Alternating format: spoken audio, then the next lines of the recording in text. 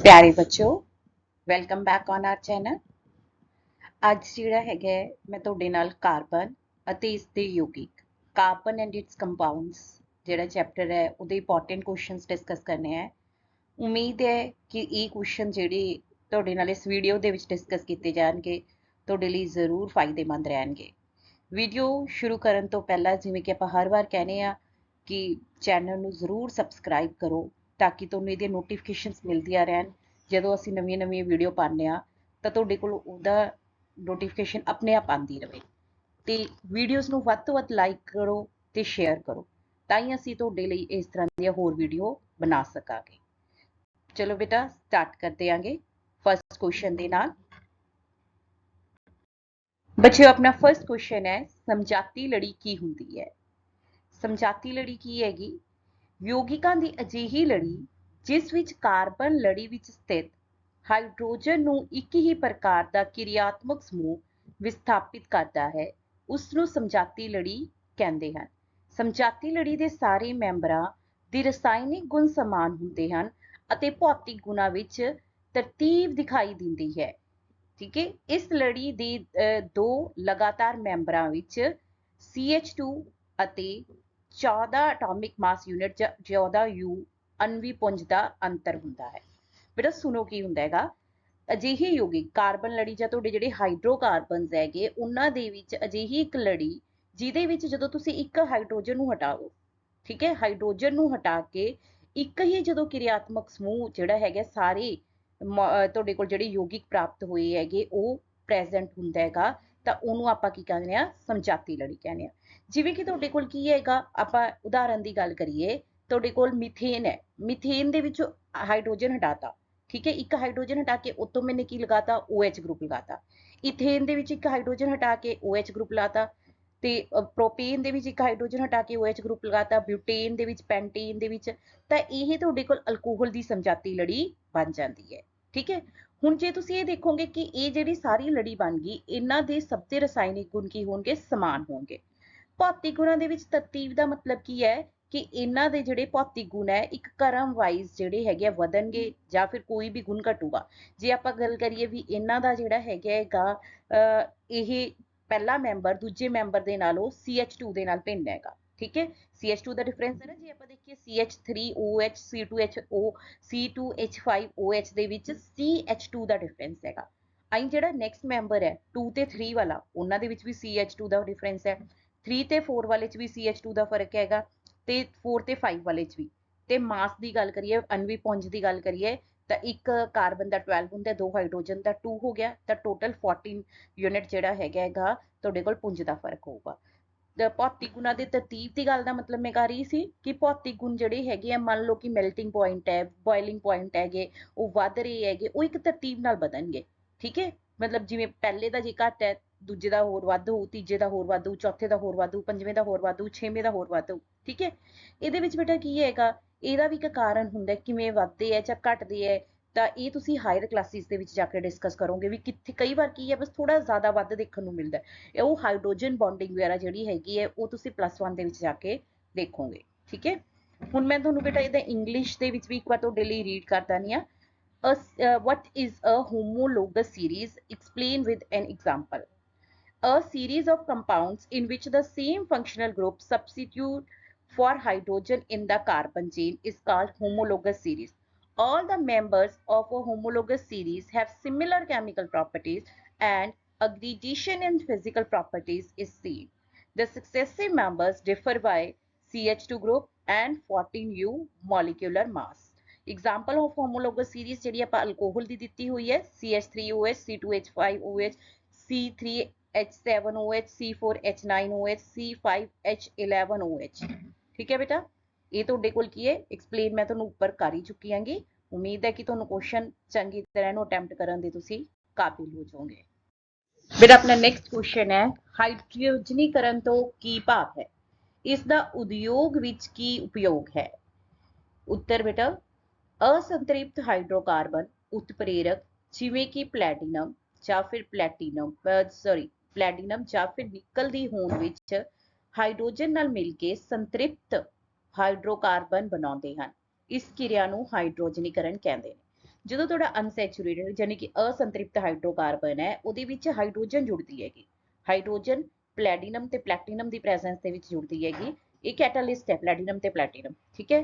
ਤੁਹਾਨੂੰ ਦੱਸਿਆ ਹੋਇਆ ਉਤਪ੍ਰੇਰਕ ਜਾਂ ਕੈਟਾਲਿਸਟ ਕੀ ਹੁੰਦਾ, ਸਿਰਫ ਇੱਕ ਕਿਸੇ ਵੀ ਰਿਐਕਸ਼ਨ ਨੂੰ ਕਿਸੇ ਵੀ ਕਿਰਿਆ ਨੂੰ ਕਰਵਾਉਣ ਦੇ ਵਿੱਚ ਸਹਾਇਤਾ ਕਰਦਾ ਹੈ, ਉਹ ਆਪ ਉਸ ਕਿਰਿਆ ਦੇ ਵਿੱਚ ਵਰਤਿਆ ਨਹੀਂ ਜਾਂਦਾ। ਵਾਪਸ ਉਵੇਂ ਦਾ ਉਵੇਂ ਤੁਹਾਨੂੰ ਜਿਹੜਾ ਤੁਸੀਂ ਪਲੈਟੀਨਮ ਜਾਂ ਤੁਹਾਡੇ ਕੋਲ ਨਿਕਲ ਵਰਤਿਆ ਹੋਊਗਾ ਉਹ ਵਾਪਸ ਰਿਐਕਸ਼ਨ ਖਤਮ ਹੋਣ ਤੋਂ ਬਾਅਦ ਤੁਹਾਨੂੰ ਉਵੇਂ ਹੀ ਮਿਲ ਜਾਂਦਾ ਹੈਗਾ, ਠੀਕ ਹੈ। ਤਾਂ ਅਸੰਤ੍ਰਿਪਤ ਹਾਈਡਰੋਕਾਰਬਨ ਦੇ ਵਿੱਚ ਜਿਹੜਾ ਹਾਈਡਰੋਜਨ ਜੋੜ ਕੇ ਸੰਤ੍ਰਿਪਤ ਬਣਾਉਣ ਦੀ ਕਿਰਿਆ ਨੂੰ ਆਪਾਂ ਕੀ ਕਹਿੰਦੇ ਆ, ਹਾਈਡਰੋਜਨੀਕਰਨ ਕਹਿੰਦੇ ਆ। ਉਦਯੋਗ ਦੇ ਵਿੱਚ ਆਪਾਂ ਕੀ ਕਰਦੇ ਆਂਗੇ, ਜਿਹੜੇ ਬਨਸਪਤੀ ਤੇਲ ਹੁੰਦੇ ਨੇ ਅਨਸੈਚੂਰੇਟਿਡ ਹਾਈਡਰੋਕਾਰਬਨਸ ਹੁੰਦੇ ਨੇ, ਅਸੰਤ੍ਰਿਪਤ ਹਾਈਡਰੋਕਾਰਬਨ ਹੁੰਦੇ ਨੇ, ਉਹਨਾਂ ਦੇ ਵਿੱਚ ਹਾਈਡਰੋਜਨ ਜੋੜ ਕੇ ਆਪਾਂ ਕੀ ਕਰਦੇ ਆ, ਬਨਸਪਤੀ ਘਿਓ ਬਣਾਉਂਦੇ ਆਂਗੇ, ਠੀਕ ਹੈ। ਬੜਾ ਰਿਐਕਸ਼ਨ ਨੀਚੇ ਦਿੱਤੀ ਹੋਈ ਹੈ, ਦੇਖੋ ਤੁਹਾਡੇ ਕੋਲ ਆਰ, ਇੱਥੇ ਜਿਹੜਾ ਆਰ ਸ਼ੋ ਕੀਤਾ ਹੋਇਆ ਹੈ, ਆਰ ਦਾ ਮਤਲਬ ਕੀ ਹੈਗਾ ਕਿ ਅਲਕਾਈਲ, ਕੋਈ ਵੀ ਅਲਕਾਈਲ ਗਰੁੱਪ, ਮਿਥਾਈਲ, ਤੁਹਾਡੇ ਕੋਲ ਇਥਾਈਲ, ਬਿਊਟਾਈਲ, ਪ੍ਰੋਪਾਈਲ, ਕੋਈ ਵੀ ਅਲਕਾਈਲ ਗਰੁੱਪ ਹੋ ਸਕਦੇ ਹੈ। ਚਾਰੋਂ ਜਿਹੜੇ ਆਰ ਹੈ ਕੋਈ ਵੀ ਹੋ ਸਕਦੇ ਹੈ, ਇਟ ਕੈਨ ਬੀ ਸੇਮ ਔਰ ਡਿਫਰੈਂਟ, ਠੀਕ ਹੈ। ਸੇਮ ਵੀ ਹੋ ਸਕਦੇ ਹੈ, ਡਿਫਰੈਂਟ ਵੀ ਹੋ ਸਕਦੇ ਹੈ। ਪਰ ਤੁਸੀਂ ਦੇਖੋ ਰਿਐਕਸ਼ਨ ਤੇ ਕੀ ਫੋਕਸ ਕਰਨਾ ਵੀ ਜਿਹੜਾ ਡਬਲ ਬੌਂਡ ਹੈ ਇੱਥੇ ਕੀ ਹੈਗਾ, ਇੱਥੇ ਡਬਲ ਬੌਂਡ ਟੁੱਟੂਗਾ, ਦੋਨੋਂ ਕਾਰਬਨ ਤੇ ਇੱਕ ਇੱਕ ਹਾਈਡਰੋਜਨ ਜੁੜ ਜਾਊਗੀ, ਠੀਕ ਹੈ। ਤਾਂ ਜਿਹੜਾ ਇਹ ਅਸੰਤ੍ਰਿਪਤ ਹਾਈਡਰੋਕਾਰਬਨ ਸੀ ਉਹ ਕੀ ਬਣ ਗਿਆ, ਸੰਤ੍ਰਿਪਤ ਬਣ ਗਿਆ ਹੈਗਾ, ਸੈਚੂਰੇਟਿਡ ਬਣ ਗਿਆ ਹੈਗਾ, ਠੀਕ ਹੈ, ਨਿਕਲ ਦੀ ਪ੍ਰੈਜ਼ੈਂਸ ਦੇ ਵਿੱਚ। What is hydrogenation? What is its industrial application? Unsaturated hydrocarbons add hydrogen in the presence of catalysts such as palladium or nickel to give saturated hydrocarbons. This process is known as hydrogenation. ਅਨਸੈਚੂਰੇਟਿਡ hydrocarbon ਦੇ ਵਿੱਚ hydrogen ਦਾ ਜੁੜਨਾ catalyst ਦੀ presence ਦੇ ਵਿੱਚ, platinum, platinum, ਨਿਕਲ, ਕੋਈ ਵੀ catalyst ਹੋ ਸਕਦਾ ਹੈਗਾ, ਠੀਕ ਹੈ। ਤੇ ਪਲੈਡੀਅਮ ਤੇ ਨਿਕਲ ਦਿੱਤਾ ਹੋਇਆ but it can be platinum also, ਠੀਕ ਹੈ। ਤਾਂ ਇਸ ਪ੍ਰੋਸੈਸ ਨੂੰ ਆਪਾਂ ਕੀ ਕਹਿੰਦੇ ਆ, ਹਾਈਡਰੋਜਨੇਸ਼ਨ ਕਹਿੰਦੇ ਆ। ਇੰਡਸਟਰੀ ਦੇ ਵਿੱਚ ਆਪਾਂ ਕੀ ਕਰਦੇ ਆਂਗੇ, ਵੈਜੀਟੇਬਲ ਆਇਲ ਨੂੰ ਵੈਜੀਟੇਬਲ ਘੀ ਦੇ ਵਿੱਚ ਕਨਵਰਟ ਕਰਨ ਦੇ ਲਈ ਇਸ ਪ੍ਰੋਸੈਸ ਨੂੰ ਯੂਜ਼ ਕਰਦੇ ਆ। ਵੈਜੀਟੇਬਲ ਆਇਲ ਇਜ਼ ਅਨਸੈਚੂਰੇਟਿਡ ਹਾਈਡਰੋਕਾਰਬਨ ਤੇ ਜਿਹੜੇ ਵੈਜੀਟੇਬਲ ਘੀ ਹੁੰਦੇ ਆ ਉਹ ਕੀ ਹੁੰਦੇ ਆ, ਸੈਚੂਰੇਟਿਡ ਹੁੰਦੇ ਹੈਗੇ। ਬੇਟਾ ਨੀਚੇ ਰਿਐਕਸ਼ਨਸ ਦਿੱਤੀ ਹੋਈ ਹੈ ਜਿਵੇਂ ਉੱਪਰ ਸਮਝਾਇਆ ਤੁਹਾਨੂੰ, ਤਾਂ ਇਹਨੂੰ ਤੁਸੀਂ ਜਦੋਂ ਵੀ, ਮੈਂ ਹਮੇਸ਼ਾ ਕਹਿੰਦੀ ਆ ਕਲਾਸ ਦੇ ਵਿੱਚ ਵੀ, ਜਦੋਂ ਵੀ ਤੁਸੀਂ ਕੈਮਿਸਟਰੀ ਦਾ ਕੋਈ ਵੀ ਪਾਰਟ ਅਟੈਂਪਟ ਕਰਦੇ ਹੋ ਉੱਥੇ ਕੋਸ਼ਿਸ਼ ਕਰੋ ਵੀ ਜੇ ਰਿਐਕਸ਼ਨ ਦੇ ਸਕਦੇ ਹੋ ਤਾਂ ਜ਼ਰੂਰ ਦਿਆ ਕਰੋ, ਠੀਕ ਹੈ ਬੇਟਾ। ਤਾਂ ਰਿਐਕਸ਼ਨਸ ਕੈਮਿਸਟਰੀ ਦੇ ਵਿੱਚ ਤੇ ਬਾਇਓ ਦੇ ਵਿੱਚ ਡਾਇਗਰਾਮ ਜਿਹੜੀ ਹੁੰਦੀ ਹੈ ਮਸਟ ਹੁੰਦੀ ਹੈ, ਤੁਹਾਡੇ ਜਿਹੜੇ ਕੁਐਸਚਨ ਹੈ ਉਹਨੂੰ ਜ਼ਿਆਦਾ ਇੰਪ੍ਰੈਸਿਵ ਬਣਾਉਂਦੀ ਹੈ, ਠੀਕ ਹੈ। ਹੁਣ ਆਪਾਂ ਥਰਡ ਕੁਐਸਚਨ ਦੀ ਗੱਲ ਕਰਦੇ ਬੇਟਾ। ਥਰਡ ਕੁਐਸਚਨ ਹੈ ਆਪਣੇ ਕੋਲ ਬੱਚੋ, ਆਪਣਾ ਥਰਡ ਕੁਐਸਚਨ ਹੈ ਬੰਤਰੀ ਸਮਅੰਗਕ ਕੀ ਹੁੰਦੇ ਨੇ, ਠੀਕ ਹੈ, ਜਿਹਨੂੰ ਅਸੀਂ ਸਟਰਕਚਰਲ ਆਈਸੋਮਰਸ ਕਹਿੰਦੇ ਹੈਗੇ। ਅਜਿਹੇ ਯੌਗਿਕ ਜਿਨ੍ਹਾਂ ਦੇ ਸਮਾਨ ਅਣਵੀ ਸੂਤਰ ਹੋਣ ਪਰ ਵਿਭਿੰਨ ਰਚਨਾਵਾਂ ਹੋਣ ਉਹਨਾਂ ਨੂੰ ਬੰਤਰੀ ਸਮਅੰਗਕ ਕਹਿੰਦੇ ਨੇ, ਠੀਕ ਹੈ। ਜਿਨ੍ਹਾਂ ਦਾ ਇੱਕ ਸੂਤਰ ਸੇਮ ਹੈਗਾ, ਜਿਵੇਂ ਕਿ C4H10 ਹੈਗਾ, ਠੀਕ ਹੈ। ਇਸ C4H10 ਨੂੰ ਆਪਾਂ ਅਲੱਗ-ਅਲੱਗ ਇਹਦੀਆਂ ਰਚਨਾਵਾਂ ਦੇ ਸਕਦੇ ਹਾਂਗੇ। ਦੇਖੋ ਬੇਸਿਕਲੀ ਜਿਹੜਾ C4H10 ਹੈ ਜਾਨੀ ਕਿ ਬਿਊਟੇਨ ਹੈ, ਇਹਦੀਆਂ ਦੋ ਰਚਨਾਵਾਂ ਸੰਭਵ ਨੇ ਗਿਆ। ਇੱਕ ਜਿਹੜੀ ਬੰਤਰੀ ਸਮਅੰਗਕ, ਇਹਦੇ ਦੋ ਪੋਸੀਬਲ ਨੇ, ਇੱਕ ਤਾਂ ਤੁਸੀਂ ਚਾਰੋਂ ਦੇ ਚਾਰੋਂ ਕਾਰਬਨ ਇੱਕ ਲਾਈਨ ਦੇ ਵਿੱਚ ਲਗਾਤੇ, ਤੇ ਦੂਸਰਾ ਤੁਹਾਡੇ ਕੋਲ ਕੀ ਹੈਗਾ, ਜਦੋਂ ਤਿੰਨ ਕਾਰਬਨ ਇੱਕ ਲਾਈਨ ਚਲਾਤੇ ਤੇ ਸੈਂਟਰ ਵਾਲੀ ਕਾਰਬਨ ਦੇ ਨਾਲ ਜਿਹੜੀ ਤੁਹਾਡੇ ਕੋਲ ਕੀ ਹੈਗੀ, ਫੋਰਥ ਬਚੀ ਹੋਈ ਕਾਰਬਨ ਲਾਤੀ, ਠੀਕ ਹੈ। ਇਹ ਤੁਹਾਨੂੰ ਮੈਂ ਬਾਰ-ਬਾਰ ਐਕਸਪਲੇਨ ਕਰਦੀ ਹੁੰਦੀ ਆ ਵੀ ਜੇ ਤੁਸੀਂ ਲਾਸਟ ਵਾਲੀ ਕਾਰਬਨ ਤੇ ਲਾ ਦਿੰਦੇ ਹੋ, ਮੰਨ ਲਓ ਤੀਜੇ ਨੰਬਰ ਵਾਲੀ ਕਾਰਬਨ ਤੇ ਲਾ ਦਿੰਦੇ ਹੋ, ਤਾਂ ਇਹਦਾ ਮਤਲਬ ਤੁਹਾਡੀ ਜਿਹੜੀ ਚੇਨ ਹੈ ਉਹ ਟੇਢੀ ਹੋਗੀ, ਉਹ ਡਿਫਰੈਂਟ ਨਹੀਂ ਬਣੂਗਾ, ਠੀਕ ਹੈ। Ovally compounds with identical molecular formula but different structures are called structural isomers, ਠੀਕ ਹੈ। ਤਾਂ ਜੇ ਆਪਾਂ C5H12 ਦੀ ਗੱਲ ਕਰੀਏ, ਜਿਹੜੀ ਕਿ ਪੈਂਟੇਨ ਦੀ ਗੱਲ ਕਰੀਏ, ਇਹਦੇ ਵਿੱਚ ਤਿੰਨ ਆਈਸੋਮਰਸ ਜਿਹੜੇ ਹੈਗੇ ਨੇ ਪੋਸੀਬਲ ਨੇ, N-ਪੈਂਟੇਨ, ਆਈਸੋਪੈਂਟੇਨ ਐਂਡ ਨਿਓਪੈਂਟੇਨ। ਬੇਟਾ ਇਹਦੇ ਵਿੱਚ ਜਿਹੜਾ ਆਈਸੋਬਿਊਟੇਨ ਹੈ ਤੁਹਾਡੇ ਕੋਲ, ਤੇ ਆਈਸੋਪੈਂਟੇਨ ਤੇ ਨਿਓਪੈਂਟੇਨ ਹੈ, ਇਹਨਾਂ ਦੇ IUPAC ਨੇਮ ਦੇਣੇ ਹੈਗੇ ਤੁਸੀਂ, ਠੀਕ ਹੈ। ਇਹਨਾਂ ਦੇ IUPAC ਨੇਮ ਦੇ ਕੇ ਤੁਸੀਂ ਕਮੈਂਟ ਦੇ ਵਿੱਚ ਲਿਖਣਾ ਹੈ ਕਿ ਆਈਸੋਬਿਊਟੇਨ ਦਾ IUPAC ਨੇਮ ਕੀ ਹੈ। ਮੈਂ ਦੱਸਦਾ ਨਹੀਂ ਤੁਹਾਨੂੰ ਆਈਸੋਬਿਊਟੇਨ ਦਾ, ਫਿਰ ਤੁਸੀਂ ਆਈਸੋਪੈਂਟੇਨ ਤੇ ਨਿਓਪੈਂਟੇਨ ਦਾ ਟਰਾਈ ਕਰਨਾ ਹੈਗਾ, ਠੀਕ ਹੈ। ਇੱਕ ਕੁਐਸਚਨ ਦੇ ਵਿੱਚ ਬਾਕੀ ਕੁਐਸਚਨਸ ਲੱਭਣ ਦੀ ਕੋਸ਼ਿਸ਼ ਕਰਿਆ ਕਰੋ, ਕਿਵੇਂ ਆਪਾਂ ਉਹਨੂੰ ਹੋਰ ਬੈਟਰ ਬਣਾ ਸਕਦੇ ਹਾਂ। ਦੇਖੋ ਇਹਦੇ ਵਿੱਚ ਜਿਹੜੀ ਲੌਂਗੈਸਟ ਚੇਨ ਹੈ 3 ਕਾਰਬਨ ਵਾਲੀ ਹੈ ਆਈਸੋਬਿਊਟੇਨ ਦੇ ਵਿੱਚ, ਠੀਕ ਹੈ। ਤਾਂ ਸੈਂਟਰ ਵਾਲੀ ਕਾਰਬਨ ਦੇ ਨਾਲ ਕੀ ਹੈ, ਇੱਕ ਮਿਥਾਈਲ ਸਬਸਟੀਟੂਐਂਟ ਹੈਗਾ, ਠੀਕ ਹੈ। ਤਾਂ ਤੁਹਾਡੇ ਕੋਲ ਕੀ ਬਣ ਗਿਆ, 2 ਮਿਥਾਈਲ ਬੋਲੋ ਮੇਰੇ ਨਾਲ, 2 ਮਿਥਾਈਲ ਪ੍ਰੋਪੇਨ, ਠੀਕ ਹੈ, 2 ਮਿਥਾਈਲ ਪ੍ਰੋਪੇਨ। ਐਵੇਂ ਤੁਸੀਂ ਜਿਹੜਾ ਹੈਗਾ ਆਈਸੋਪੈਂਟੇਨ ਤੇ ਨਿਓਪੈਂਟੇਨ ਦੇ ਨਾਮ ਕਮੈਂਟ ਦੇ ਵਿੱਚ ਲਿਖ ਕੇ ਮੈਨੂੰ ਦੱਸਣੇ ਨੇ, ਓਕੇ ਬੱਚੋ। ਬੇਟਾ ਜਿਹੜਾ ਫੋਰਥ ਕੁਐਸਚਨ ਹੈ ਬਹੁਤ ਬਹੁਤ ਇੰਪੋਰਟੈਂਟ ਕੁਐਸਚਨ ਹੈ ਐਗਜ਼ਾਮੀਨੇਸ਼ਨ ਪੁਆਇੰਟ ਆਫ View ਤੋਂ। ਮੈਕਸਿਮਮ ਜਿਹੜਾ ਪੇਪਰ ਦੇ ਵਿੱਚ ਇਹ ਕੁਐਸਚਨ ਆਉਣ ਦੇ ਚਾਂਸਸ ਹੁੰਦੇ ਹੈਗੇ। ਇਹਦੇ ਵਿੱਚ ਮੈंने ਤੁਹਾਨੂੰ 4 ਕਰੈਕਟਰਸ ਐਕਸਪਲੇਨ ਕੀਤੇ ਹੋਏ ਆ। ਕਾਰਬਨ ਦੇ ਉਹ ਗੁਣ ਕਿਹੜੇ ਹਨ ਜਿਨ੍ਹਾਂ ਕਰਕੇ ਸਾਡੇ ਆਲੇ ਦੁਆਲੇ ਚਾਰ ਚੁਫੇਰੇ ਕਾਰਬਨ ਯੌਗਿਕਾਂ ਦੀ ਵੱਡੀ ਸੰਖਿਆ ਦਿਖਾਈ ਦਿੰਦੀ ਹੈ। ਅਜਿਹੇ ਕਾਰਬਨ ਦੇ ਕਿਹੜੇ ਮੇਨ ਗੁਣ ਨੇ ਜਿਹਦੇ ਕਰਕੇ ਆਪਾਂ ਕਹਿੰਦੇ ਵੀ ਕਾਰਬਨ ਇੱਕ ਅਜਿਹਾ ਤੱਤ ਹੈ ਜਿਹਦੇ ਆਪਾਂ ਗੱਲ ਕਰੀਏ ਵੀ ਇੱਕ ਪਾਸੇ ਇਕੱਲੇ ਕਾਰਬਨ ਦੇ ਤੇ ਇੱਕ ਪਾਸੇ ਬਾਕੀ ਸਾਰੇ ਤੱਤਾਂ ਦੇ ਗੁਣ ਤੱਤਾਂ ਦੇ ਯੌਗਿਕ ਰੱਖ ਦਈਏ ਤਾਂ ਕਾਰਬਨ ਦੇ ਯੌਗਿਕਾਂ ਦੀ ਸੰਖਿਆ ਫੇਰ ਵੀ ਜ਼ਿਆਦਾ ਹੋਊਗੀ। ਠੀਕ ਹੈ, ਤਾਂ ਕਿਹੜੇ ਚਾਰ ਗੁਣ ਨੇਗੇ? ਮੁੱਖ ਇਹੀ ਚਾਰ ਗੁਣ ਨੇ ਜਿਹੜੇ ਮੈਂ ਤੁਹਾਨੂੰ ਐਕਸਪਲੇਨ ਕੀਤੇ ਆ। ਜਨਰਲੀ ਤੁਸੀਂ ਸਾਰੇ ਦੋ ਹੀ ਲਿਖਦੇ ਹੋਵੋਗੇ, ਤੁਹਾਨੂੰ ਬਹੁਤ ਸਾਰੀਆਂ ਬੁੱਕਸ ਦੇ ਵਿੱਚ ਦੋ ਹੀ ਲਿਖੇ ਦੇ ਦਿੱਤੇ ਹੁੰਦੇ ਆ, ਪਰ ਮੈਂ ਤੁਹਾਨੂੰ ਚਾਹੁੰਦੀ ਆ ਵੀ ਤੁਸੀਂ ਜਿਹੜੇ ਹੈਗੇ ਚਾਰ, ਤਾਂ ਕਿ ਜਦੋਂ ਤੁਸੀਂ +1 ਦੇ ਵਿੱਚ ਵੀ ਜਾਓ ਤੁਹਾਨੂੰ ਇਹ ਚੀਜ਼ ਆਉਂਦੀ ਹੋਵੇ। ਬੇਟਾ ਕਾਰਬਨ ਦੇ ਚਾਰ ਮੇਨ ਗੁਣ ਹੁੰਦੇ ਨੇ। ਪਹਿਲਾ ਹੈਗਾ ਲੜੀ ਬੰਧਨ। ਕਾਰਬਨ ਵਿੱਚ ਕਾਰਬਨ ਦੇ ਹੀ ਹੋਰ ਪਰਮਾਣੂਆਂ ਨਾਲ ਬੰਧਨ ਬਣਾਉਣ ਦੀ ਵਿਚਿੱਤਰ ਸਮਰੱਥਾ ਹੈ ਜਿਸ ਨਾਲ ਵੱਡੀ ਸੰਖਿਆ ਵਿੱਚ ਅਣੂ ਬਣਦੇ ਹਨ। ਕਾਰਬਨ ਦੇ ਯੌਗਿਕਾਂ ਵਿੱਚ ਜਿਸ ਸੀਮਾ ਤੱਕ ਲੜੀ ਬੰਧਨ ਦਾ ਗੁਣ ਹੈ ਉਹ ਕਿਸੇ ਹੋਰ ਤੱਤ ਵਿੱਚ ਨਹੀਂ ਹੁੰਦਾ। ਕਾਰਬਨ ਦੇ ਵਿੱਚ ਸਭ ਤੋਂ ਜਿਹੜਾ ਇਹ ਕਹਿ ਸਕਦੇ ਹਾਂ ਮੇਨ ਗੁਣ ਕੀ ਹੈ ਵੀ ਕਾਰਬਨ ਕਾਰਬਨ ਦੇ ਨਾਲ ਜੁੜ ਕੇ, ਤੁਸੀਂ ਇਹ ਕਹਿ ਸਕਦੇ ਹੋ ਵੀ ਇੱਕ ਜਿਹੜੀ ਕਾਰਬਨ ਕਾਰਬਨ ਜੁੜ ਕੇ 100 ਤੋਂ ਵੀ ਜ਼ਿਆਦਾ ਕਾਰਬਨ ਇੱਕ ਲੜੀ ਦੇ ਵਿੱਚ ਜਾਂ ਫਿਰ ਬ੍ਰਾਂਚਡ ਚੇਨ ਦੇ ਵਿੱਚ ਜੁੜ ਸਕਦੀਆਂ ਨੇ ਤੇ ਵੱਡੀ ਸੰਖਿਆ ਦੇ ਵਿੱਚ ਇਹ ਯੌਗਿਕ ਬਣਾਉਣ ਦੇ ਸਮਰਥ ਹੁੰਦੀਆਂ ਨੇਗੀਆਂ। ਠੀਕ ਹੈ, ਤੇ ਜੇ ਆਪਾਂ ਹੋਰ ਕਿਸੇ ਤੱਤ ਦੀ ਗੱਲ ਕਰੀਏ ਤਾਂ ਹੋਰ ਕਿਸੇ ਤੱਤ ਕੋਲ ਇੰਨੀ ਸਮਰੱਥਾ ਨਹੀਂ ਹੈਗੀ। ਇਹਦਾ ਜਿਹੜਾ ਕਾਰਬਨ ਦੇ ਹੀ ਗਰੁੱਪ ਦਾ ਜਿਹੜਾ ਦੂਸਰਾ ਮੈਂਬਰ ਹੈ ਸਿਲੀਕॉन, ਉਹ ਆਪਾਂ ਇਹ ਦੇਖਦੇ ਵੀ ਉਹ 8 ਤੋਂ ਵੱਧ ਨਹੀਂ ਜੁੜ ਸਕਦੇ ਹੈਗੇ।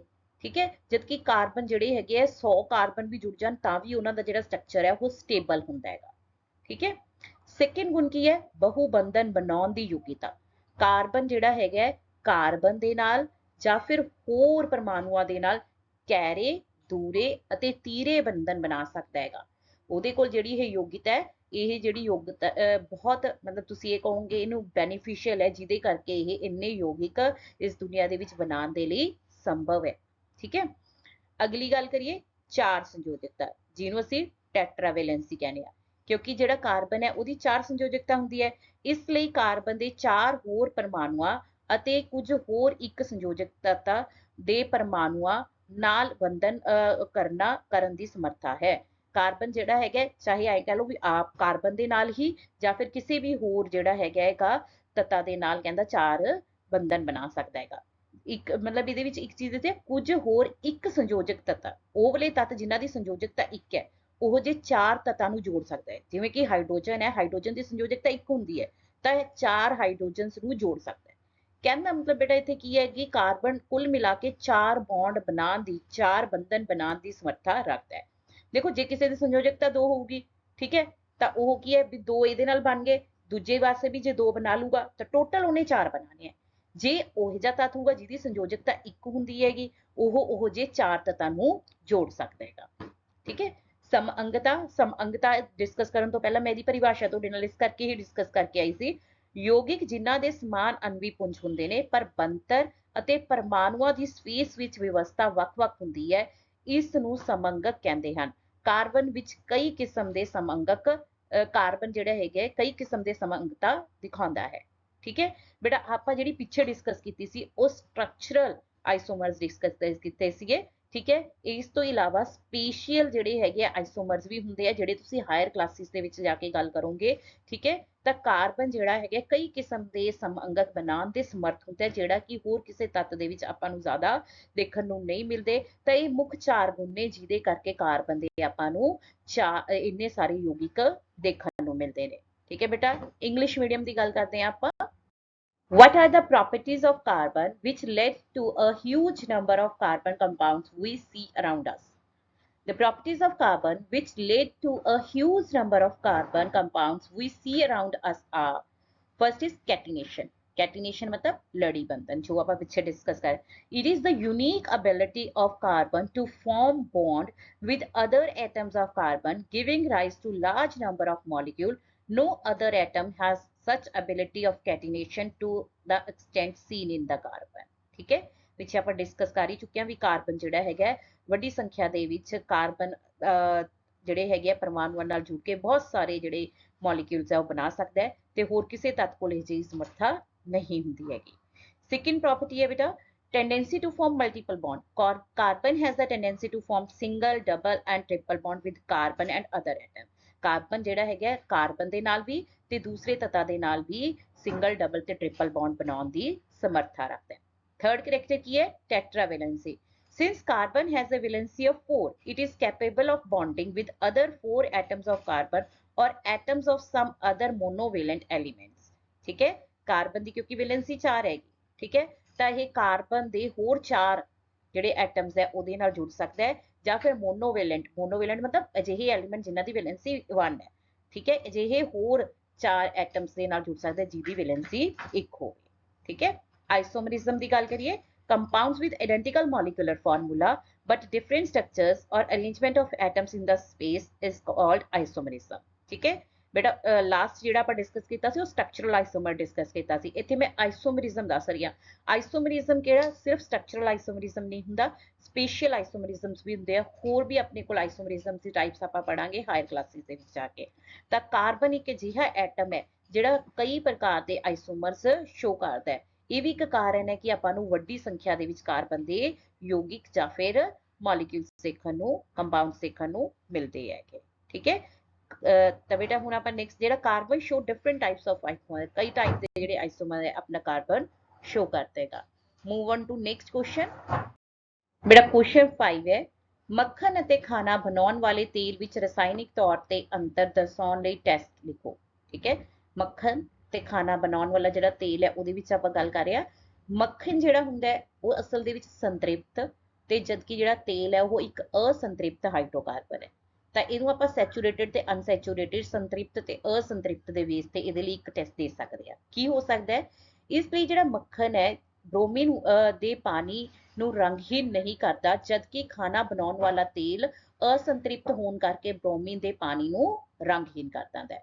ਠੀਕ ਹੈ, ਬ੍ਰੋਮੀਨ ਦੇ ਨਾਲ ਕਿਰਿਆ ਕਰਕੇ ਜਿਹੜੀ ਬ੍ਰੋਮੀਨ ਹੈ ਜਿੱਥੇ ਡਬਲ ਬੌਂਡ ਹੋਊਗਾ ਉੱਥੇ ਜਾ ਕੇ ਬ੍ਰੋਮੀਨ ਜੁੜ ਜਾਂਦੀ ਹੈ। ਠੀਕ ਹੈ, ਤਾਂ ਜਿਹੜਾ ਅਸੰਤ੍ਰਿਪਤ ਹਾਈਡਰੋਕਾਰਬਨ ਹੋਊਗਾ ਉਹ ਬ੍ਰੋਮੀਨ ਦੇ ਪਾਣੀ ਨੂੰ ਰੰਗਹੀਨ ਕਰ ਦੂਗਾ, ਪਰ ਜਿਹੜਾ ਸੰਤ੍ਰਿਪਤ ਹੋਊਗਾ ਉਹ ਬ੍ਰੋਮੀਨ ਦੇ ਪਾਣੀ ਨੂੰ ਰੰਗਹੀਨ ਨਹੀਂ ਕਰ ਪਾਊਗਾ।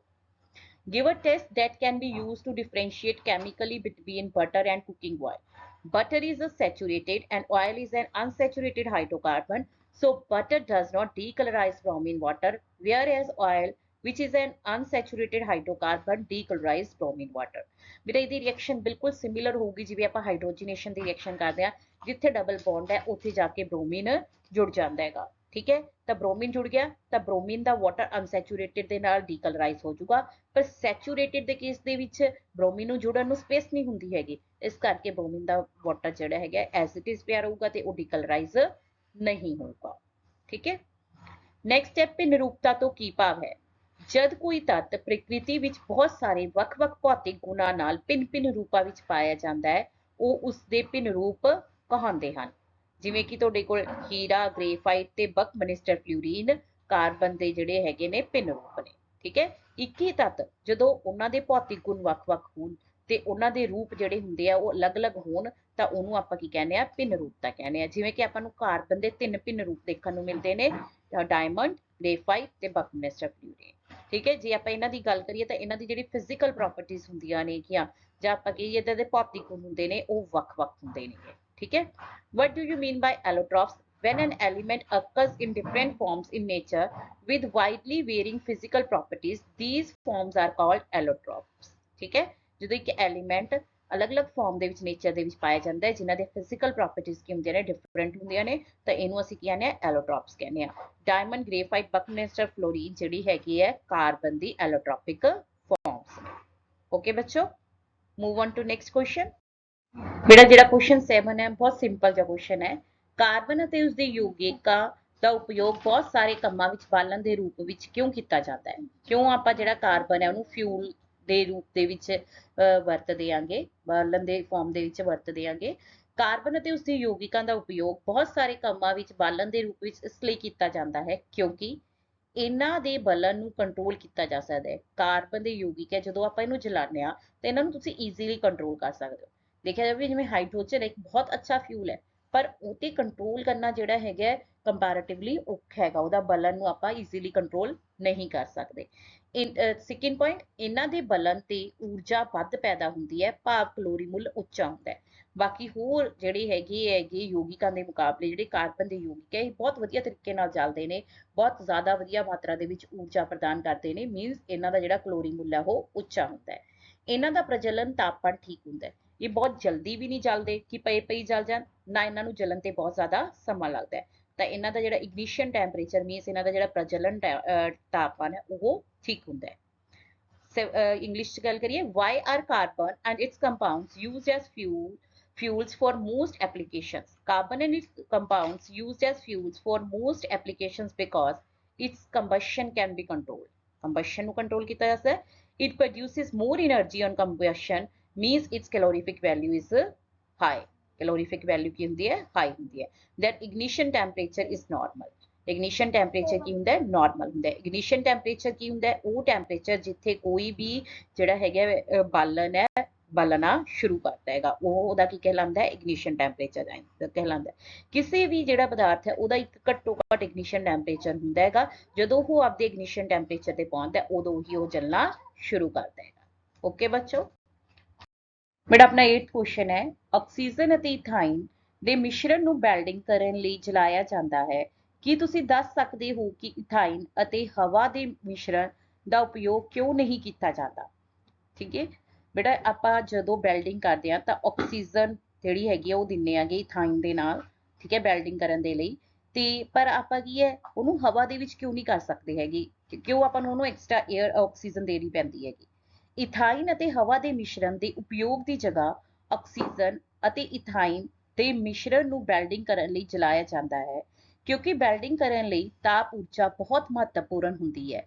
ਜਦ ਆਕਸੀਜਨ ਅਤੇ ਇਥਾਈਨ ਨੂੰ ਜਲਾਇਆ ਜਾਂਦਾ ਹੈ ਤਾਂ ਇਥਾਈਨ ਦਾ ਪੂਰਨ ਦਹਨ ਹੁੰਦਾ ਹੈ ਅਤੇ ਬਹੁਤ ਅਧਿਕ ਮਾਤਰਾ ਵਿੱਚ ਤਾਪ ਊਰਜਾ ਪੈਦਾ ਹੁੰਦੀ ਹੈ। ਇਥਾਈਨ ਇੱਕ ਅਸੰਤ੍ਰਿਪਤ ਹਾਈਡਰੋਕਾਰਬਨ ਹੈ, ਇਸ ਲਈ ਇਥਾਈਨ ਅਤੇ ਹਵਾ ਦੇ ਮਿਸ਼ਰਣ ਨੂੰ ਜਲਾਉਣ ਨਾਲ ਪੀਲੇ ਰੰਗ ਦੀ ਸਲੇਟੀ ਲਾਟ ਪੈਦਾ ਹੁੰਦੀ ਹੈ, ਜਿਸ ਦੇ ਨਤੀਜੇ ਵਜੋਂ ਘੱਟ ਤਾਪ ਪੈਦਾ ਹੁੰਦਾ ਹੈ। ਠੀਕ ਹੈ, ਇਥਾਈਨ ਜਿਹੜਾ ਹੈਗਾ ਇੱਕ ਅਸੰਤ੍ਰਿਪਤ ਹਾਈਡਰੋਕਾਰਬਨ ਹੈ, ਤਾਂ ਇਹਨੂੰ ਜਲਣ ਦੇ ਲਈ ਜ਼ਿਆਦਾ ਆਕਸੀਜਨ ਦੀ ਜ਼ਰੂਰਤ ਪੈਂਦੀ ਹੈ, ਤਾਂ ਇੰਨੀ ਆਕਸੀਜਨ ਤੁਹਾਡੀ ਹਵਾ ਦੇ ਵਿੱਚ ਨਹੀਂ ਹੁੰਦੀ ਹੈਗੀ।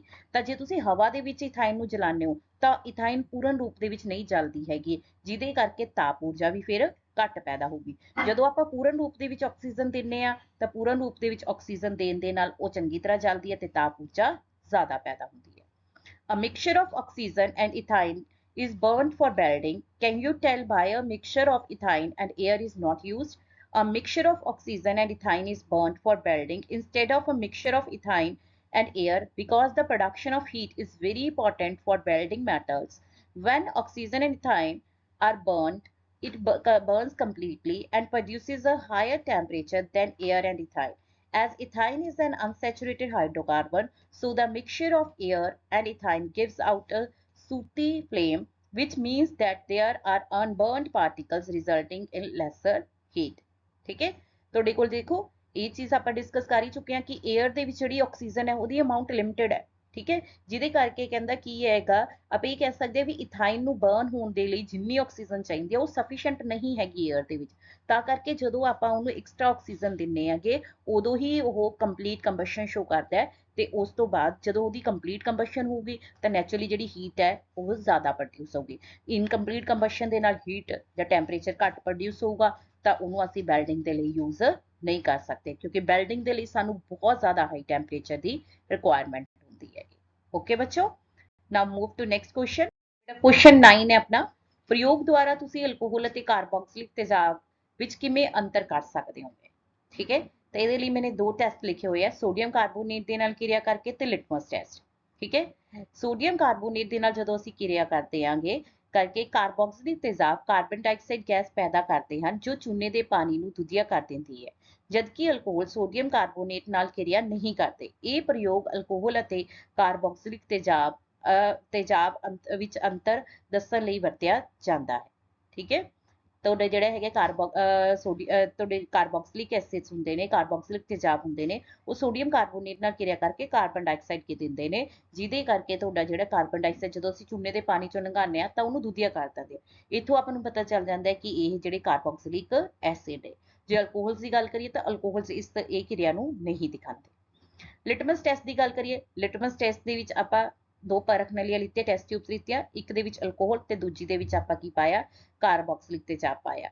ਦੋਨਾਂ ਦੇ ਵਿੱਚ ਆਪਾਂ ਨੇ ਬਲੂ ਲਿਟਮਸ ਪਾਇਆ, ਦੋਨਾਂ ਦੇ ਵਿੱਚ ਤੁਸੀਂ ਕੀ ਪਾਇਆ, ਨੀਲਾ ਲਿਟਮਸ ਘੋਲ ਪਾਇਆ। ਤੁਸੀਂ ਨੋਟ ਕਰੋਗੇ ਕਿ ਅਲਕੋਹਲ ਨਾਲ ਕੋਈ ਬਦਲਾਵ ਨਹੀਂ ਆਵੇਗਾ, ਜਦਕਿ ਕਾਰਬੋਕਸਿਲਿਕ ਤੇਜ਼ਾਬ ਨੀਲੇ ਲਿਟਮਸ ਨੂੰ ਲਾਲ ਕਰ ਦਿੰਦੇ ਨੇ। ਅਲਕੋਹਲ ਦੇ ਨਾਲ ਕੋਈ ਚੇਂਜ ਨਹੀਂ ਆਈ ਹੈਗੀ ਬਲੂ ਲਿਟਮਸ ਨੂੰ, ਨੀਲੇ ਲਿਟਮਸ ਨੂੰ, ਪਰ ਜਿਹੜੇ ਕਾਰਬੋਕਸਿਲਿਕ ਤੇਜ਼ਾਬ ਹੈ ਉਹਨੇ ਨੀਲੇ ਨੂੰ ਕੀ ਕਰਤਾ, ਲਾਲ ਕਰਤਾ। ਕੀ ਚੀਜ਼ ਜਿਹੜੀ ਹੈਗੀ ਹੈ ਨੀਲੇ ਲਿਟਮਸ ਨੂੰ ਲਾਲ ਕਰਦੀ ਹੈ, ਤੇਜ਼ਾਬ। ਤਾਂ ਕਾਰਬੋਕਸਿਲਿਕ ਤੇਜ਼ਾਬ ਦੇ ਨਾਮ ਤੋਂ ਹੀ ਪਤਾ ਚੱਲ ਰਿਹਾ ਵੀ ਕਾਰਬੋਕਸਿਲਿਕ ਤੇਜ਼ਾਬ ਕੀ ਨੇ, ਐਸਿਡਸ ਨੇ, ਤੇਜ਼ਾਬ ਨੇ, ਜਦਕਿ ਅਲਕੋਹਲ ਜਿਹੜਾ ਹੁੰਦਾ ਹੈਗਾ ਉਹ ਤੇਜ਼ਾਬੀ ਨਹੀਂ ਹੁੰਦਾ ਹੈਗਾ। ਠੀਕ ਹੈ, ਉਹ ਦੱਸੋ ਵੀ ਕੀ ਅਲਕੋਹਲ ਖਾਰੀ ਹੈ ਜਾਂ ਨਿਊਟਰਲ ਹੈਗਾ, ਉਦਾਸੀਨ ਹੈਗਾ। ਇਹ ਤੁਸੀਂ ਮੈਨੂੰ ਕਮੈਂਟਸ ਕਰਕੇ ਦੱਸੋ, ਅਗਲੇ ਕੁਐਸਚਨਸ ਦੇ ਵਿੱਚ ਸ਼ਾਇਦ ਆਪਾਂ ਡਿਸਕਸ ਵੀ ਕਰ ਲਈਏ ਇਹ। ਓਕੇ ਬੱਚੋ, now move to English version of this question. How would you distinguish experimentally between an alcohol and a carboxylic acid? We can distinguish experimentally between an alcohol and a carboxylic acid by following tests. We have two tests. One is reaction with sodium carbonate. Another one is litmus test. So, reaction with sodium carbonate. In reaction with sodium carbonate, carboxylic acid produce carbon dioxide gas which turns lime water milky, whereas alcohols do not give this test. This experiment can be used to distinguish alcohol and carboxylic acids. ठीक है, carboxylic acid की करते हैं sodium carbonate ਦੇ ਨਾਲ reaction show ਕਰਦੇ ਨੇ ਤੇ ਕਾਰਬਨ ਡਾਈਆਕਸਾਈਡ ਗੈਸ ਪ੍ਰੋਡਿਊਸ ਕਰਦੇ ਨੇ। ਕਾਰਬਨ ਡਾਈਆਕਸਾਈਡ ਗੈਸ ਜਿਹੜੀ ਹੁੰਦੀ ਹੈ ਉਹ ਲਾਈਮ ਵਾਟਰ ਨੂੰ ਕੀ ਕਰ ਦਿੰਦੀ ਹੈ, ਮਿਲਕੀ ਕਰ ਦਿੰਦੀ ਹੈ। ਬਟ ਜੇ ਅਲਕੋਹਲਸ ਦੀ ਗੱਲ ਕਰੀਏ ਬੱਚੋ ਤਾਂ ਅਲਕੋਹਲਸ ਦੇ ਟੈਸਟ ਨਹੀਂ ਦਿਖਾਉਂਦੇ ਹੈਗੇ। ਤੁਹਾਨੂੰ ਰਿਐਕਸ਼ਨ ਵੀ ਦਿੱਤੀ ਹੋਈ ਹੈ, ਰਿਐਕਸ਼ਨ ਵੀ ਦੇਖੋ ਤੁਹਾਡੇ ਕੋਲ ਕੀ ਹੈਗਾ, ਕਾਰਬੋਕਸਿਲਿਕ ਐਸਿਡ ਦਿੱਤਾ ਹੈ। ਕਿਹੜਾ ਕਾਰਬੋਕਸਿਲਿਕ ਐਸਿਡ ਹੈ, 2 ਕਾਰਬਨਸ ਵਾਲਾ। 2 ਕਾਰਬਨਸ ਵਾਲਾ ਕਿਹੜਾ ਹੋਊਗਾ, ਇਥेनोइक ਐਸਿਡ। ਇਥेनोइक ਐਸਿਡ ਨੂੰ ਜਦੋਂ ਤੁਸੀਂ ਸੋਡੀਅਮ ਕਾਰਬੋਨੇਟ ਨਾਲ ਰਿਐਕਟ ਕੀਤਾ ਤਾਂ ਤੁਹਾਡੇ ਕੋਲ ਕੀ ਬਣ ਗਿਆ, ਸੋਡੀਅਮ ਇਥਾਨੋਏਟ। ਠੀਕ ਹੈ, ਤੇ ਵਾਟਰ ਤੇ ਕਾਰਬਨ ਡਾਈਆਕਸਾਈਡ ਪ੍ਰੋਡਿਊਸ ਹੁੰਦੀ ਹੈ।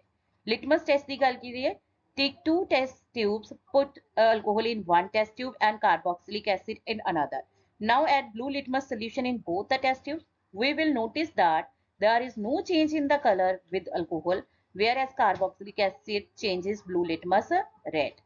ਜਦੋਂ ਦੋਨਾਂ ਦੇ ਵਿੱਚ ਕਾਰਬੋਕਸਿਲਿਕ ਐਸਿਡ ਤੇ ਅਲਕੋਹਲ ਦੇ ਵਿੱਚ ਆਪਾਂ ਕੀ ਪਾਉਂਦੇ ਆ, ਲਿਟਮਸ ਸੋਲੂਸ਼ਨ ਪਾਉਂਦੇ ਆ, ਬਲੂ ਲਿਟਮਸ ਸੋਲੂਸ਼ਨ ਪਾਉਂਦੇ ਆ, ਤਾਂ ਬਲੂ ਲਿਟਮਸ ਦੇ ਵਿੱਚ ਅਲਕੋਹਲ ਕੋਈ ਚੇਂਜ ਨਹੀਂ ਦਿਖਾਉਂਦੇ ਹੈਗੇ, ਪਰ ਕਾਰਬੋਕਸਿਲਿਕ ਐਸਿਡ ਕਿਉਂਕਿ ਐਸਿਡਸ ਨੇ ਤਾਂ ਇਹ ਬਲੂ ਲਿਟਮਸ ਨੂੰ ਕੀ ਕਰ ਦਿੰਦੇ ਨੇ, ਰੈਡ ਚੇਂਜ ਕਰ ਦਿੰਦੇ ਨੇ। ਓਕੇ ਬੱਚੋ, ਮੇਰਾ ਨੈਕਸਟ ਆਪਣੇ ਕੋਲ ਬਹੁਤ ਹੀ ਛੋਟੇ ਛੋਟੇ ਜਿਹੇ ਦੋ ਕੁਐਸਚਨ ਨੇ। ਪਹਿਲਾ ਹੈਗਾ ਆਕਸੀਕਰਨ ਕੀ ਹੁੰਦਾ ਹੈ। ਅਜਿਹੇ ਯੌਗਿਕ ਜਿਨ੍ਹਾਂ ਵਿੱਚ ਦੂਜੇ ਯੌਗਿਕਾਂ ਵਿੱਚ ਹਾਈਡਰੋਜਨ ਕੱਢਣ ਅਤੇ ਆਕਸੀਜਨ ਦੇਣ ਦੀ ਸਮਰੱਥਾ ਹੁੰਦੀ ਹੈ ਉਸ ਨੂੰ ਆਕਸੀਕਾਰਕ ਕਹਿੰਦੇ ਨੇ। ਆਕਸੀਕਾਰਕ ਕੀ ਹੁੰਦੇ ਨੇ, ਉਹ ਵਾਲੇ ਯੌਗਿਕ ਹੁੰਦੇ ਨੇ ਜਿਹੜੇ ਕੀ ਹੈ ਦੂਜੇ ਯੌਗਿਕਾਂ ਵਿੱਚੋਂ ਜਾਂ ਤਾਂ ਹਾਈਡਰੋਜਨ ਨੂੰ ਕੱਢ ਲੈਣ ਜਾਂ ਉਹਨਾਂ ਨੂੰ ਆਕਸੀਜਨ ਦੇ ਦੇਣ। ਜਿਵੇਂ ਕਿ ਹੈਲੋਜਨ ਦੇ ਵਿੱਚ ਇਹ ਸਮਰੱਥਾ ਹੁੰਦੀ ਹੈ। ਠੀਕ ਹੈ, ਪੋਟਾਸ਼ੀਅਮ ਨਾਈਟ੍ਰੇਟ ਦੇ ਵਿੱਚ ਹੁੰਦੀ ਹੈ, ਨਾਈਟ੍ਰਿਕ ਤੇਜ਼ਾਬ ਯਾਨੀ ਕਿ ਨਾਈਟ੍ਰਿਕ ਐਸਿਡ ਦੇ ਵਿੱਚ ਹੁੰਦੀ ਹੈ। What are oxidizing agents? Oxidizing agents are those compounds which can either remove hydrogen or add oxygen to a compound. For example, halogen, potassium nitrate and nitric acid. Right ਬੱਚੋ? Next ਆਪਣੇ ਕੋਲ ਕੀ ਹੈ, ਜਦੋਂ ਕਠੋਰ ਪਾਣੀ ਨੂੰ ਸਾਬਣ ਨਾਲ ਮਿਲਾਇਆ ਜਾਂਦਾ ਹੈ ਤਾਂ ਅਵਖੇਪ ਦੇ ਬਣਨ ਦੀ ਵਿਆਖਿਆ ਕਰੋ। ਠੀਕ ਹੈ, ਕਠੋਰ ਪਾਣੀ ਤੇ ਸਾਬਣ ਦੀ ਕਿਰਿਆ ਦੇ ਵਿੱਚ ਅਵਖੇਪ ਕਿਵੇਂ ਬਣਦੇ ਨੇ। ਕਠੋਰ ਪਾਣੀ ਦੇ ਵਿੱਚ ਕੀ ਹੁੰਦਾ ਹੈ, ਕੈਲਸ਼ੀਅਮ ਅਤੇ ਮੈਗਨੀਸ਼ੀਅਮ ਦੇ ਆਇਨ ਹੁੰਦੇ ਨੇ। MCQ ਵਾਲੀ ਵੀਡੀਓਜ਼ ਦੇ ਵਿੱਚ ਆਪਾਂ ਇਹ ਡਿਸਕਸ ਕੀਤਾ ਹੈ ਕਿ ਕੈਲਸ਼ੀਅਮ ਤੇ ਮੈਗਨੀਸ਼ੀਅਮ ਦੇ ਆਇਨ ਦੀ ਪ੍ਰੈਜ਼ੈਂਸ ਕਰਕੇ ਪਾਣੀ ਜਿਹੜਾ ਹੁੰਦਾ ਉਹ ਕਠੋਰ ਹੁੰਦਾ ਹੈ। ਇਹ ਸਾਬਣ ਦੇ ਅਣੂਆਂ ਨਾਲ ਜੁੜ ਕੇ ਇੱਕ ਅਘੁਲਨਸ਼ੀਲ ਪਦਾਰਥ ਬਣਾਉਂਦੇ ਨੇ ਜਿਹਨੂੰ ਅਸੀਂ ਕੀ ਕਹਿੰਦੇ ਆ, ਅਵਖੇਪ ਕਹਿੰਦੇ ਆ। ਠੀਕ ਹੈ, ਤਾਂ ਜਿਹੜਾ ਤੁਹਾਡੇ ਕੋਲ ਕੀ ਆਏਗਾ, ਸਾਬਣ ਦੇ ਵਿੱਚ ਜਿਹੜੇ ਤੁਹਾਡੇ ਕੋਲ ਮਤਲਬ ਸਾਬਣ ਦੇ ਜਿਹੜੇ ਅਣੂ ਹੈ ਉਹਨਾਂ ਦੇ ਨਾਲ ਜੁੜ ਕੇ ਜਿਹੜਾ ਇਹ ਸਾਲਟ ਪ੍ਰਪੇਅਰ ਕਰਦੇ ਨੇ, ਸਾਲਟ ਬਣਾਉਂਦੇ ਨੇ ਕੈਲਸ਼ੀਅਮ ਤੇ ਮੈਗਨੀਸ਼ੀਅਮ ਦੇ ਆਇਨਸ, ਉਹ ਕੀ ਹੁੰਦਾ ਅਸਲ ਦੇ ਵਿੱਚ ਇਨਸੋਲੂਬਲ ਹੁੰਦਾ, ਅਘੁਲਨਸ਼ੀਲ ਹੁੰਦਾ ਹੈਗਾ ਤੇ ਉਹਨੂੰ ਅਸੀਂ ਕੀ ਕਹਿੰਦੇ ਆ, ਅਵਖੇਪ ਕਹਿੰਦੇ ਆ। Explain the formation of scum when hard water is treated with soap. Calcium and magnesium ions are present in hard water. They combine with soap molecules to form insoluble precipitate called scum. ਠੀਕ ਹੈ ਬੱਚੋ, ਤਾਂ calcium ਤੇ magnesium ਦੇ ions hard water ਦੇ ਵਿੱਚ present ਹੁੰਦੇ ਨੇ। ਜਦੋਂ ਇਹ ਸੋਪ ਦੇ ਨਾਲ ਜਾ ਕੇ ਮਿਲਦੇ ਨੇ ਤਾਂ ਇੱਕ ਇਨਸੋਲੂਬਲ ਸਾਲਟਸ ਬਣਾਉਂਦੇ ਨੇ ਤੇ ਜਿਨ੍ਹਾਂ ਨੂੰ ਅਸੀਂ ਕੀ ਕਹਿੰਦੇ ਆ, ਸਕਮ ਕਹਿੰਦੇ ਆ। ਰਾਈਟ, ਮੇਰਾ ਨੈਕਸਟ ਕੁਐਸਚਨ ਹੈ ਸਾਬਣ ਦੁਆਰਾ ਸਫਾਈ ਕਰਨ ਦੀ ਕਿਰਿਆ ਵਿਧੀ ਦੀ ਵਿਆਖਿਆ ਕਰੋ। ਇਹ ਜਿਹੜਾ ਕੁਐਸਚਨ ਹੈ 5 ਮਾਰਕਸ ਦੀ ਕੁਐਸਚਨ ਵਾਈਜ਼ ਬਹੁਤ ਇੰਪੋਰਟੈਂਟ ਹੁੰਦਾ ਹੈ। ਇਸ ਕੁਐਸਚਨ ਨੂੰ ਜੇ ਤੁਸੀਂ ਡਾਇਗਰਾਮ ਦੇ ਨਾਲ ਐਕਸਪਲੇਨ ਕਰੋਗੇ ਤਾਂ ਤੁਹਾਡਾ ਜਿਹੜਾ ਕੁਐਸਚਨ ਹੈ ਬਹੁਤ ਇੰਪ੍ਰੈਸਿਵ ਹੋ ਜਾਂਦਾ ਹੈ ਤੇ ਤੁਹਾਨੂੰ ਲਿਖਣਾ ਵੀ ਬਹੁਤ ਈਜ਼ੀ ਹੈ। ਇਹਦੇ ਵਿੱਚ ਪਹਿਲਾਂ ਆਪਾਂ ਨਾ ਜਿਹੜਾ ਇਹਦਾ ਮਟੀਰੀਅਲ ਲਿਖਿਆ ਹੋਇਆ ਉਸ ਤੋਂ ਪਹਿਲਾਂ ਆਪਾਂ ਡਾਇਗਰਾਮ ਤੇ ਫੋਕਸ ਕਰਦੇ ਹਾਂ। ਤੁਹਾਨੂੰ ਡਾਇਗਰਾਮ ਦੇ ਵਿੱਚ ਦੇਖੋ ਇੰਗਲਿਸ਼ ਮੀਡੀਅਮ 'ਚ ਦਿੱਤੀ ਹੋਈ ਹੈ ਮੈਨੇ ਡਾਇਗਰਾਮ। ਇਹਦੇ ਵਿੱਚ ਸੋਪ ਮੋਲੀਕਿਊਲ ਦਿੱਤਾ ਹੋਇਆ, ਠੀਕ ਹੈ। ਜਦੋਂ ਤੁਸੀਂ ਆਪਦੀ ਸਕਰੀਨ ਦੇ ਰਾਈਟ ਹੈਂਡ ਸਾਈਡ ਤੇ ਸੱਜੇ ਪਾਸੇ ਤੇ ਦੇਖੋਗੇ ਤਾਂ ਸੋਪ ਦਾ ਮੋਲੀਕਿਊਲ ਦਿੱਤਾ ਹੋਇਆ, ਠੀਕ ਹੈ। ਤਾਂ ਇਹਦੇ ਵਿੱਚ ਜਿਹੜਾ ਸੋਪ ਮੋਲੀਕਿਊਲ ਹੈ ਉੱਤੇ ਜਿਹੜਾ ਗੋਲ ਵਾਲਾ ਪਾਰਟ ਹੈ ਉਹਨੂੰ ਲਿਖਿਆ ਹੋਇਆ ਹੈ ਹਾਈਡਰੋਫਿਲਿਕ ਐਂਡ, ਤੇ ਜਿਹੜਾ ਜ਼ਿਗਜ਼ੈਗ ਦੀ ਚੇਨ ਬਣਾਈ ਹੈ ਉਹ ਕੀ ਹੈ ਹਾਈਡਰੋਫੋਬਿਕ ਐਂਡ, ਠੀਕ ਹੈ। ਤੇ ਨੀਚੇ ਤੁਹਾਨੂੰ ਉਹਨੇ ਕੀ ਦਿੱਤਾ ਹੋਇਆ ਹੈ ਮਾਈਸੀਲ ਫਾਰਮੇਸ਼ਨ ਦਿੱਤੀ ਹੋਈ ਹੈ ਵੀ ਇਹਦੇ ਵਿੱਚ ਜਿਹੜਾ ਜ਼ਿਗਜ਼ੈਗ ਵਾਲੀਆਂ ਚੇਨਸ ਹੈ ਉਹ ਜਿਹੜੀ ਆਇਲ ਡ੍ਰੌਪਲੇਟ ਹੈ ਜਾਂ ਡਸਟ ਪਾਰਟੀਕਲ ਹੈ ਉਹਦੇ ਨਾਲ ਜੁੜ ਰਿਹਾ ਹੈ, ਠੀਕ ਹੈ। ਤੇ ਜਿਹੜਾ ਰਾਉਂਡ ਵਾਲਾ ਪਾਰਟ ਹੈ ਜਿਹਨੂੰ ਸੋਡੀਅਮ Na+ ਦੇ ਨਾਲ ਮਾਰਕ ਕੀਤਾ ਉਹ ਬਾਹਰ ਵਾਲੀ ਸਾਈਡ ਰਹਿ ਰਿਹਾ ਹੈ, ਠੀਕ ਹੈ।